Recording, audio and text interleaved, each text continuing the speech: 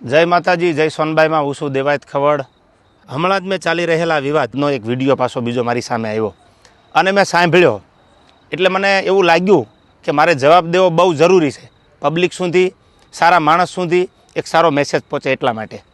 એ વિડીયોમાં એ બોલે છે પહેલો પોઈન્ટ કે એડ્રેસ છુપાવવું પડે છે એને। તો મારે એડ્રેસ કેમ છુપાવવું પડે ભાઈ?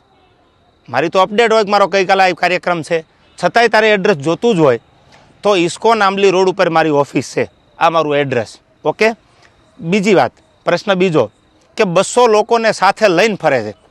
200 લોકો એટલે એક ગાડીમાં 4નું 5નું સીટિંગ હોય તો 200 લોકોમાં કેટલી ગાડીઓ કમસે કમ મારે જોવે?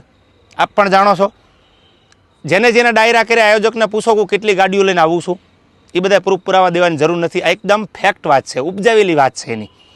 ત્રીજી વાત કરું તો સમાધાન કરવા માટે 50 લોકોને દોડાવ્યા, આવો એ બ્લેમ કરે છે મારી પર। હું સમાધાન કરવા દોડાવું?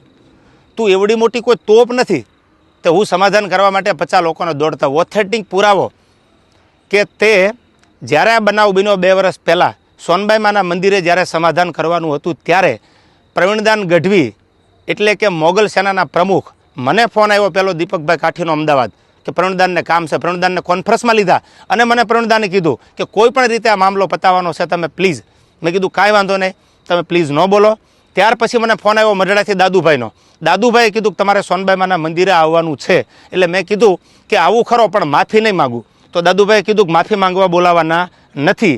આ વાત થયા પછી હું મઢડા સોનબાઈ માના મંદિરે રાજકોટથી જવા તૈયાર થયો। એટલે તું એવી કોઈ મોટી તોપ નથી કે મારે સમાધાન માટે 50 લોકોને તારી પાછળ દોડાવવા પડે। મારે બહુ જાજી વાત કરવી નથી, કારણ કે પબ્લિક પાસે, ઓડિયન્સ પાસે એટલો બધો સમય નથી આ ફાલતુ વાતું સાંભળવાનો।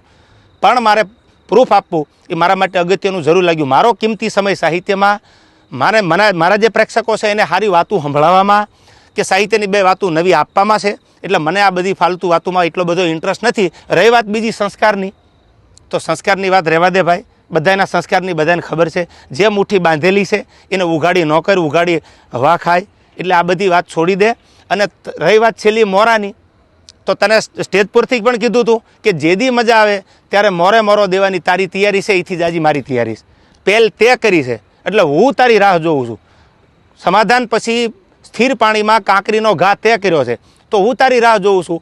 આઈ એમ વેઇટિંગ ફોર યુ। કોઈ લાંબી ચર્ચા કરવાની જરૂર નથી। મેં આની પહેલાંય કીધું હતું ને, હજી કહું છું, ડાયલોગબાજી બંધ કરી દે। તારી રાહે રાહ છે, પહેલ તે કરી છે, મેં નથી કરી। તને જ્યારે મજા આવે ત્યારે મારી ઓફિસ છે ઇસ્કોન આંબલી રોડ ઉપર અમદાવાદ, તો ભલે। બાકી તને મારા બધા એડ્રેસ તારી સાથે જે બેસે છે એ મારી સાથે બેસે છે, એની બધી ખબર છે, પૂછી લેજો। ઓકે, રહી વાત બીજી મઢડાની કે જ્યારે સમાધાન મને દાદુભાઈ બોલાવ્યો એટલે મેં કીધું કે માના દરબારમાં માથી મોટું મારા માટે કોઈ હોય નહીં। મારા માટે જે કાંઈ છે, હું જેના ઉપર વિશ્વાસ અને શ્રદ્ધા રાખું છું એ સોનબાઈમાનું મંદિર છે। એટલે મેં માફી માંગી લીધી, નો ડાઉટ, વાત પૂરી થઈ ગઈ। ત્યાર પછી એવું બોલ્યો કે સમાધાન પછી આ ભાઈએ ચાળા કર્યા છે। એક પણ ચાળાનો વિડીયો બતાવી દે, ઓડિયો બતાવી દે તો હું માનું કે તું સાચો છો। દૂધનું દૂધ અને પાણીનું પાણી, આ બધોય જવાબ સાંભળનારા 18 વરણે આપી દીધો છે। મને તો એટલું યાદ આવે કે સોનબાઈ માના સાનિધ્યમાં સમાધાન થયા પછી આ વસ્તુ જે બની ખોટી છે, જે કરવું હોય એ વેલકમ। જય માતાજી।